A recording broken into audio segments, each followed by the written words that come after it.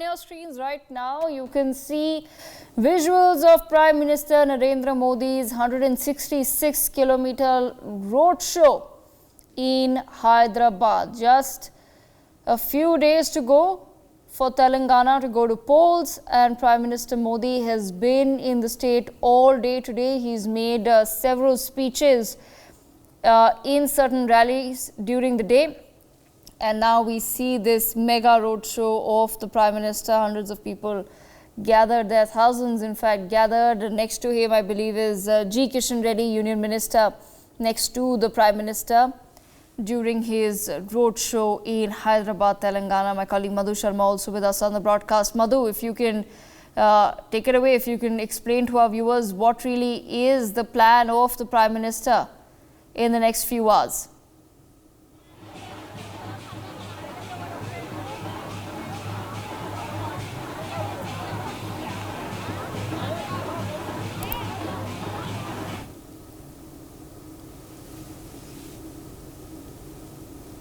Madhu, can you hear me?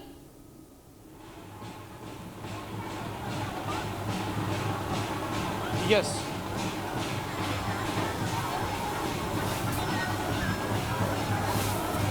Am I audible? Yes, Madhu, we can hear you. If you can just explain to our viewers the extent of this roadshow in Hyderabad today.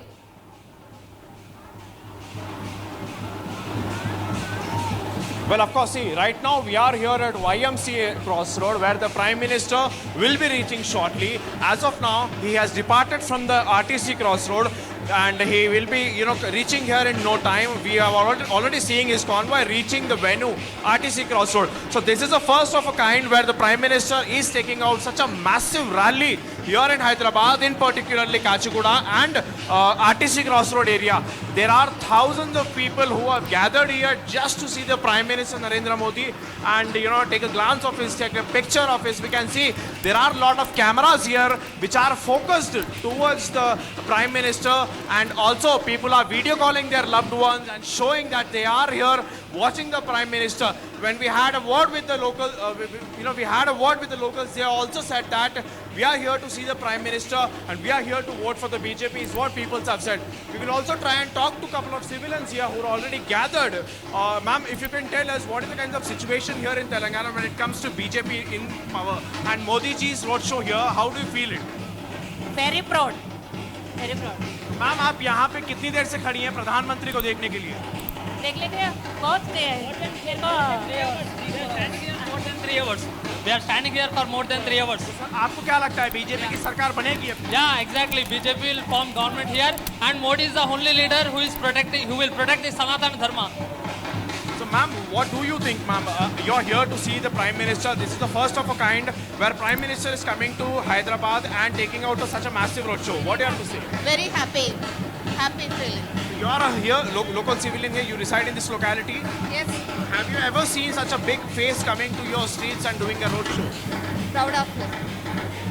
We see that people here of this YMCA Crossroad and this entire stretch of 3.5 kilometers very excited.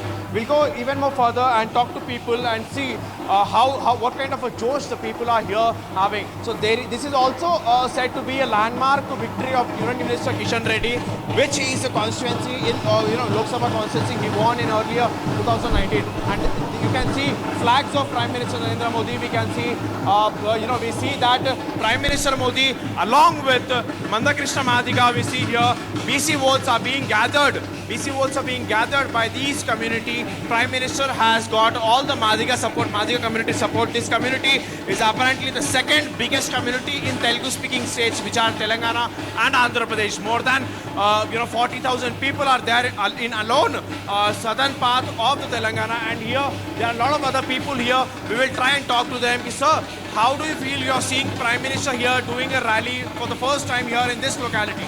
Oh, very exciting in the first in the coming very exciting in the Narendra Modi is coming in now. Very happiness in that Modi in first time Mushirabad. Very happiness in that. Jai Modi is in Modi. Jai Modi BJP King. Modi. आप यहाँ पे कितनी देर से खड़ी हो प्रधानमंत्री की rally देखने के लिए? मेरे हिंदी नहीं मालूम మీరు ఎంతసేపటి నుంచి ఇక్కడ నిలబడ్డారు? వన్ అవర్ అవుతుంది. 1 అవర్. ఈ మొదటిసారి ప్రధానమంత్రి గారు మన లొకాలిటీకి వస్తారు, మీకు ఎలా అనిపిస్తుంది? చాలా బాగుంది, మంచిగా అనిపిస్తుంది. सर आप बताइए, यहाँ पे प्रधानमंत्री का दौरा चल रहा है, पहली बार हो रहा है, किशन रेड्डी ने लेके आए हैं प्रधानमंत्री को, आपको क्या लगता है बीजेपी की सरकार बनेगी इस बार? बनेगी, 100% बनेगी। सर मुख्य अंश क्या है सर, मतलब किस मुद्दे पे यहाँ पे बीजेपी को वोट डालेगी? आर्टिकल 370 सबसे बड़ा एक ही है, CAA।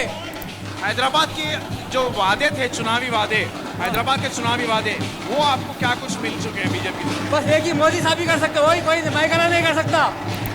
So we here see that people are so excited and they say that Modi will indeed form a, BJP will indeed form a government here in Telangana, and the Prime Minister's rally is approaching this particular venue, YMCA Crossroad here in Hyderabad.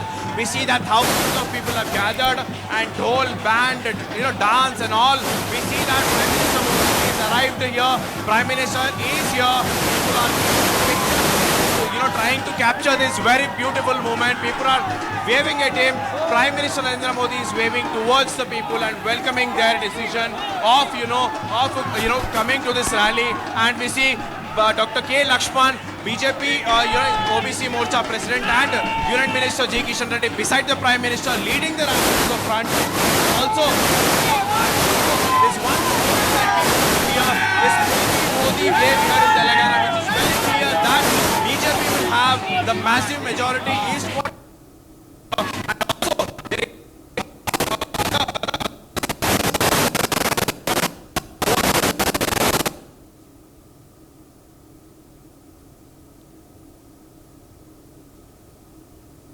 Okay, all right. We seem to be losing that line with my colleague Madhu, but he was bringing us those live visuals of Prime Minister Modi in Hyderabad. Let me rope in our political analysts to join us as well. Mr. Pularao with us, Himanshu Bhatt also with us, Professor Madhav Nalapat with us as well. Let me begin with Mr. Pularao. Mr. Pularao, what do you make of, firstly, the Prime Minister's massive roadshow in Hyderabad? The whole day he spent in Telangana, he's made several speeches and he's ending it with this mega roadshow in Hyderabad, which of course happens to be the turf of the AIMIM. No, Hyderabad is not fully the turf of AIMIM. PRS is there, Congress is there, and we have to see the impact of it. There's no doubt Narendra Modi will attract crowds. Everyone remembers how in Bangalore his last minute road shows did help the BJP. They would have lost many more seats, but they won more seats, 16 out of 28 in Bangalore, and the voting percentage went up. I'm sure this will help the BJP. But the main issue is he cannot get 40% of the votes. That has to be a party's growth over time. And to what extent has the BJP grown? 2018 assembly elections, BJP got 7-8% of the vote. 2009 parliament elections, it went up to 20%. Has it come down now? Is it going to go up? Definitely it will go up above 8%, but will it reach 20%?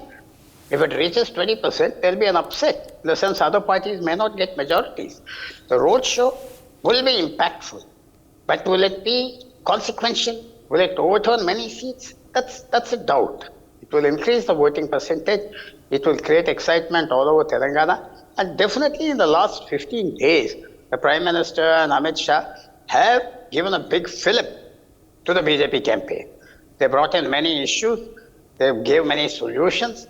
They did a lot of politicking, and it will have an impact. They're hopeful, but it is not realistic to expect that the BJP will score 60 seats and form a government. How many seats it will go up? 2018, it won only one MLA out of 190. One. So to go from 1 to 20, to go from 1 to 15, 30, 40 is a very big figure. And he's making enormous efforts. He has connected with the people. But voting, when there's such a fractious electorate, there's a Congress, the BRS, the AIMM, one or two other small parties, there's been a lot of crisscrossing.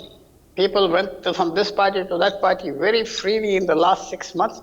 So I would like to say, he will be received with great interest. He will have impact. But will he win many seats? That we have to wait and watch. But Mr. Pullarao, is it then only victory for the BJP? You're saying that last time around they won a single seat. If they manage to, of course, up that number, hopefully for the BJP, it's not going to come down to zero this time around. That's not what they're hoping for. But is it anyway still something that the BJP needs to be proud of, because they're hoping that they really, I mean, it's only upwards from here for the BJP as far as they're concerned? So let me tell you, as I said, in parliament elections, they did enormously well. They won 4 out of 17 seats, got 20% of the vote. I don't think they'll reach 20%. I may be wrong. If they do go beyond 15%, and they did a lot of work. 2018, out of 119 candidates, they barely had 10 good candidates. Now they got a whole range of good candidates, over 70, 80 seats. They got very good candidates. Their MPs are contesting, ex-ministers. It was a much stronger party. But the other two sides are also doing a great fight because they're fighting for power. If the BRS is ousted, it will be the first regional party to be ousted by the Congress since 1967. Since 1967, the Congress party has only lost 2 regional parties. It has never removed a regional party. So that will be a mighty political explosion if that happens. The BRS has done many good things. But in the last 10 years, there's a lot of voter fatigue, leader fatigue, the same leaders, the same faces. And the BJP did run a very big campaign in the last 5 years against the BRS. That perhaps has benefited the Congress. The people's anger, if they want to remove the incumbent, they'll find somebody who can vote it out. The Congress was better placed. We have to see after the election is over, how did people voted and then analyze. Did the BJP help the Congress or did the BJP hurt the Congress? How many votes it took? It will be a very interesting autopsy that day because the BJP did a lot of damage to BRS and KCR. Enormous damage. But who benefited? Did the people vote for the BJP or showed their anger by voting for the Congress? So it's not a very simple thing. It's a triangular fight. There is a regional party in government but with declining popularity. So all these add up to a very unpredictable situation. So far, no poll has shown anything conclusive. So we just have to wait. The Prime Minister is making a great effort. He is making an effort and it will have impact. But how much consequence? Okay, I'm going to come back to you in just a moment, Himanshu, but let me bring you into the conversation. Interesting point there raised by Mr. Pullarao, where he says, who exactly then does the BJP end up hurting? Is it going to be seats of the Congress party or are they going to be taking it from the BRS? Yes, very interesting analogy what he gave.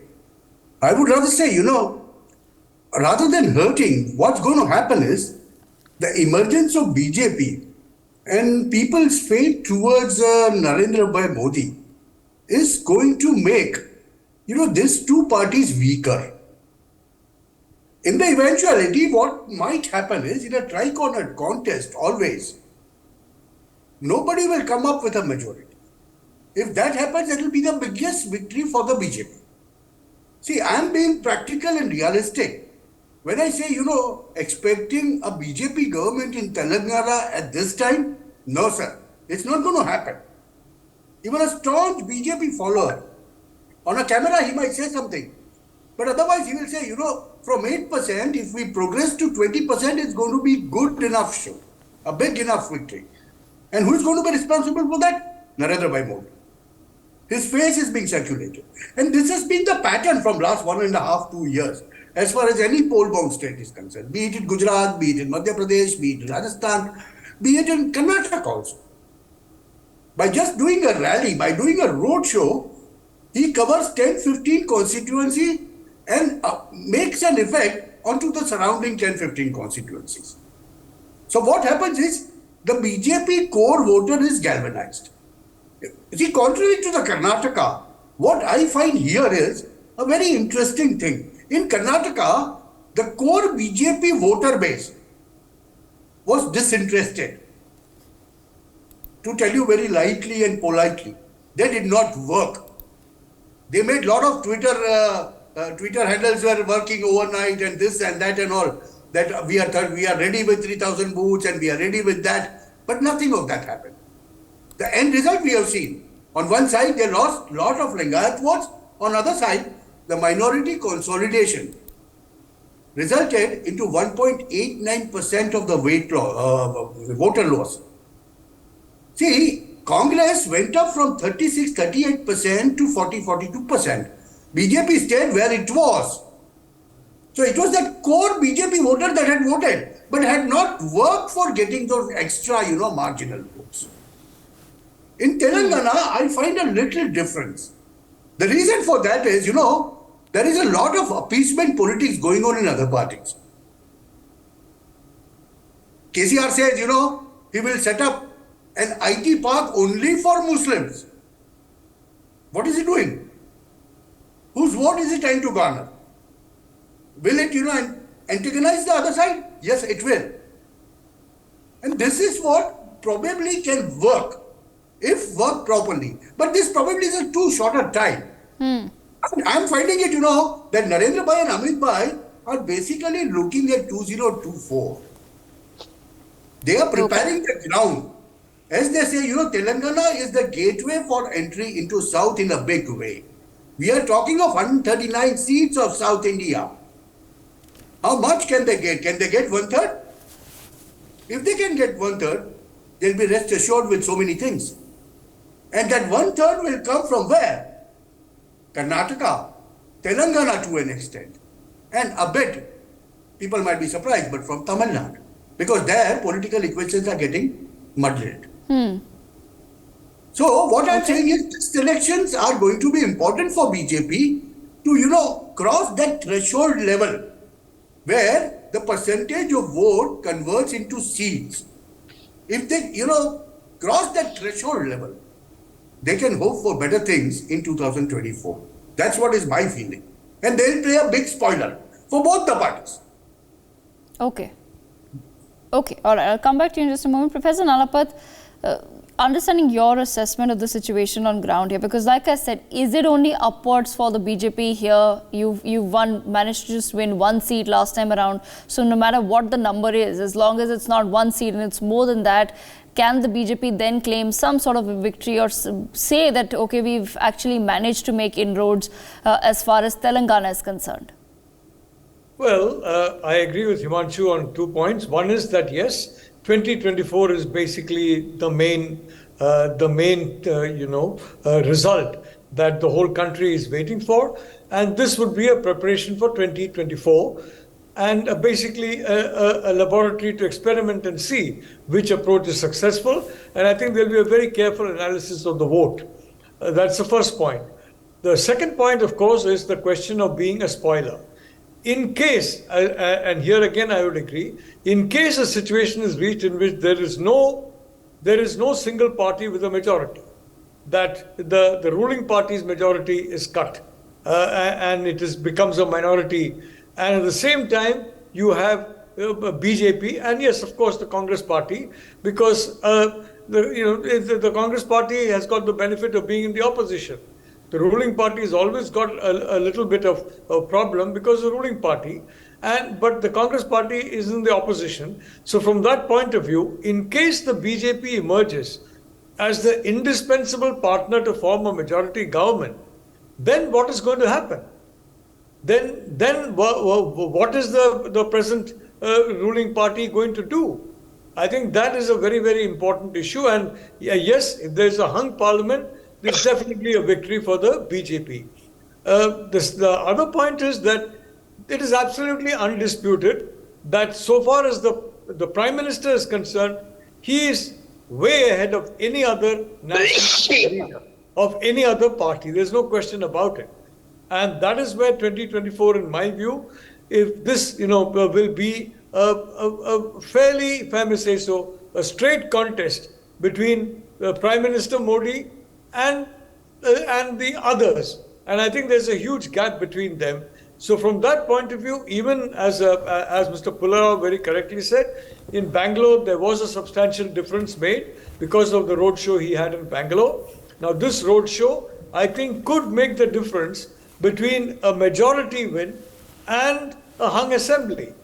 And so far as the Congress party is concerned, well, the point is the people of Telangana have have seen Congress rule. They have seen that rule, and frankly, that is not an entirely encouraging factor for the Congress party. That you cannot suddenly claim and say you're a new party And, but the reality is the Congress has been tested many times, has been defeated many times. So, from that point of view, the BJP will have an advantage in Telangana. Now, the point is, of course, the last point about the South, I quite agree that the South is going to play a crucial role in the next Lok Sabha. There's no question about it. Okay. And clearly, the BJP would like to ensure that the problems that encountered in Karnataka, frankly, leadership there which is lackluster, to say the least. That problem, I think they will have to take in hand. But having said that, I do honestly believe that yes, a victory for the BJP would be a hung assembly. There's no question about it. And the last point, from 1 to 15 or 1 to 20, it's a matter of maybe 4 or 5 percentage voting points. Right. It's not a 20% vote swing. It may even be a 2 or 3% vote swing that makes that difference in a multi-cornered contest. Absolutely. I'm going to come back to all our analysts in just a moment, but since we're discussing what might happen next year, let's also have a look at what happened last time around and what was the reflection of that in 2019 when the general elections happened. So what we have on our screens right now is the 2018 seat share for Telangana. The last time around that there were elections in the state. As far as the numbers go, viewers, there are 119 seats in Telangana. The halfway mark stands at 60. TRS, which now goes by BRS, won 88 seats. So it was a clean victory for the TRS as far as 2018 is concerned. The Congress Plus, which was in alliance with the TDP and two other regional parties, came at 21. AIMIM came at 7 seats. The BJP got 1 seat and others got 2 as far as 2018 is concerned. And this is what roughly the map of Telangana looked like that time around. But what does that translate into as far as their chunk in the vote share is concerned? The TRS, the winning party, got 46.87%. Congress with the TDP, remember that they were in alliance last time around, Congress got 28.43% and TDP got 3.51%. These were the only two parties in the 4-party alliance that actually managed to win those 21 seats. So Congress got 19, TDP got 2 seats for its almost 3.5% of vote share. AIMIM, quite interestingly, with just 2.71% of the vote share, got 7 seats last time around. The BJP got the BJP's vote share was 6.98% and others at an 11.5%.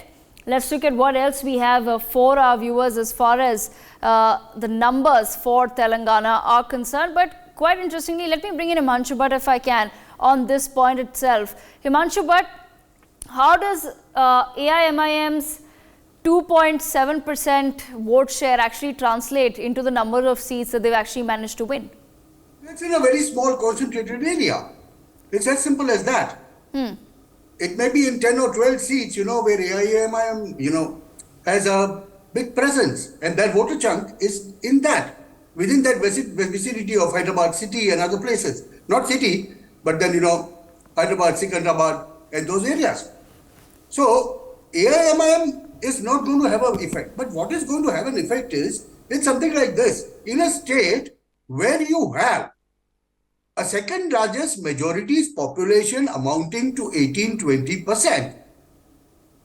And a big chunk of that is taken up by a small party. Then what is left for the others is very little.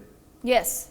So when there is a strong opposition and a strong majority ruled party or majority based party, if that performs well, what will happen is all those ones who are vying for the votes of minority in that state will get wiped out. And that is what Telangana scenario looks like. In Lok Sabha, if you see with 11 seats, if parties play their card well, can win all 11. The reason for that is when you have 3 or 4 cornered contests in certain places, to win, you require, if it's a tri-corner contest, 33, 34 votes. If it's 4-corner contest, you require just 26 votes to win. And BJP today has reached or a Congress which has about 18 to 20% or across the places their cadre-based vote. Whether they go and vote, it's a different thing. Minority votes generally go in bulk. This has been the tradition in Indian democracy. Minority always votes in chunks. We saw that in Karnataka. They dished Janata Dal there. And they went to Congress. Why? Because they wanted to defeat BJP. It's simple there. So this, AIMIM will have its own effect when they take away a certain percentage of minority vote, which is always in minority when you take the total vote. And here, ruling party is also vying for that. Congress is vying for that. And just imagine if there are 20% minority votes and that gets divided among these three, what will be the end result? But that's not happening because real politics is something very, very different. Okay. There is an undercover, arrangements being made. The ruling party. Absolutely. Himanshu, I'll come to you in just a moment. Now we have some more interesting numbers to put out for our viewers here. When we're talking about 2024, it of course becomes very important to look at what happened in 2019. As we've already pointed out the numbers for 2018, have a look at what the map of Telangana looked like as far as the Lok Sabha is concerned. So TRS wins 9 seats.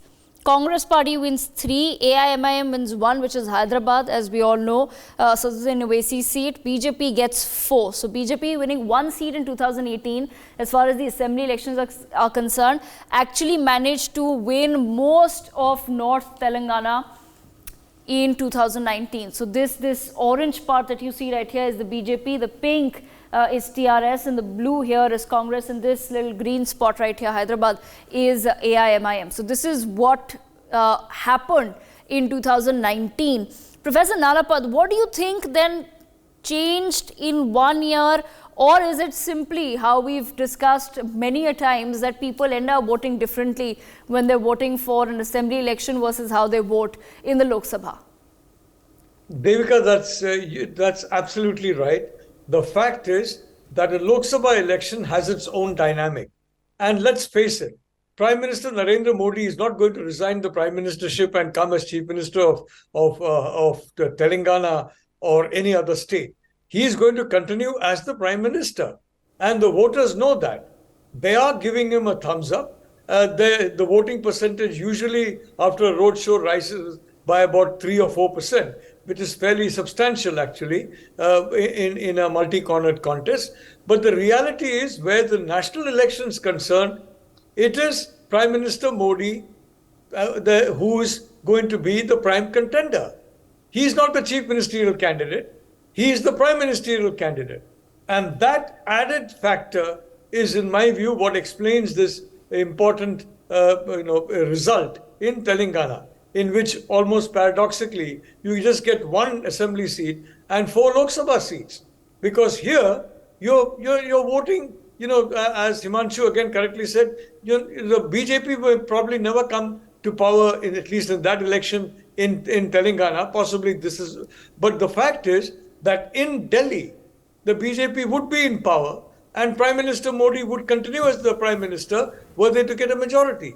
And that is an entirely different dynamic. So the prime ministerial dynamic is very different from the chief ministerial dynamic. The national dynamic is different from the regional dynamic, and which is why when you have a 2024 election and it's not bunched up with a whole lot of state elections, that dynamic is going to be a very different dynamic from regional dynamics. But Professor Nalapad, are the people then also indicating that yes, we're happy with the BJP as far as they're in the center, because ultimately it's Prime Minister Modi who then becomes the leader of the country, and we're happy with Prime Minister Modi, but we're not necessarily happy with the faces you're putting out as far as regional leadership is concerned? Do you think that must also be looked at as one of the considerations? Perhaps that's what people indicate. Well, look, there's no question about the fact that regional leadership is important if the party is in power. In fact, that was a problem in Karnataka. Unfortunately, regional leadership did not really attract the voter. And that was evident for quite some time, about a year, I would say. But the reality is that the regional leadership counts when the regional leadership is in charge of a state. And there you have some states where many times over the BJP has won because you have a competent administration by a regional leader. So so from a ruling party standpoint, if there's a ruling party in the state is BJP, then yes, regional leader is very, very important. In other contexts, I would say that you have to have faces that are credible, that are seen as competent, and that the people regard as being good, in government. Today, the people want good governance. They want results, and they have got access to a whole lot of information which they never had about 15 years ago or 10 years ago. They had some of it 5 years ago, but today, compared to even 5 years ago, there's an explosion of information. So from that point of view, choosing candidates is very, very important. That's the first point. Running a state government properly is very, very important. But thirdly, the overarching personality of who the prime ministerial choice would be is also very important. And it is here, I would say, that BJP scores very heavily. Okay, all right. I'm going to bring in Himanshu Bhatt as well. Himanshu Bhatt, just, your thoughts on the same. Like I said, when it comes to the Prime Minister, yes, everybody is very happy. He will probably be able to bring in some votes as far as the assembly elections are concerned. Like you said, that the game here is much larger for the BJP. They're probably more focused on 2024 right now than to simply... and perhaps they also know that, listen, you can't just wipe out the TRS. Yes. There's no way that that's happening in Telangana. There's nothing that indicates that the TRS will be wiped out or that the Congress will come back or even that the BJP has chances of winning a single party majority in Telangana. However, have they done enough to then put out any sort of credible leadership as far as Telangana is concerned? See, it's a question of, it's a time-consuming process. I would put it that way. The leaders don't emerge overnight. Yes, some of them might. But then you see Yogi ji coming in. You compare them, You see, one side you have Yogi, you have Hemanto Biswa Sharma. On the other side, you had Raman Singh in Chhattisgarh. For 15 years, he ruled and then was thrown into oblivion. Now he's making a comeback. They have made it very clear they are not going to be the chief ministerial faces. Vasundhara Raje Scindia, Maharani ji was very clearly said in Rajasthan. So what's happening is BJP top brass is right now working on setting up second cadre, right? As a result, you are finding in all 5 states, you are seeing some central ministers from that particular state being taken away from there and made to contest the elections. Probably, out of the 5, they might come in power in 2 or 3 states, where you will find new experiments taking place. It's something like, a year and a quarter before in Gujarat, entirely a new face was put up. Who was an MLA for 10 years, nobody knew who he was. And now today, he's running that government.